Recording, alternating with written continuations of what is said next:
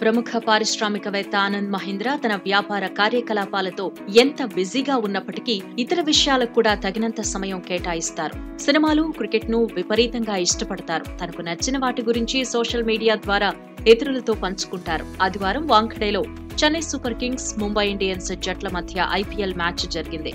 ఈ మ్యాచ్ లో ధోని కొట్టిన వరుస సిక్స్లకు ఆయన సైతం ఫిదా అయిపోయారు.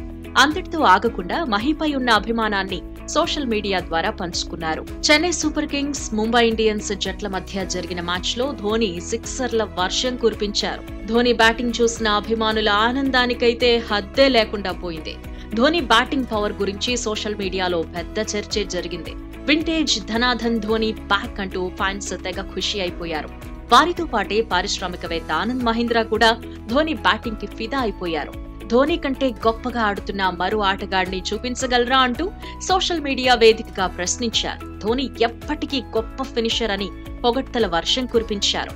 తన పేరులో కూడా మహి ఉన్నందుకు చాలా గర్వపడుతున్నా అంటూ ఆనంద్ మహీంద్రా ట్వీట్ చేశారు. తన ట్వీట్ కు 6 కొడుతున్న ధోని ఫోటోను జత చేశారు.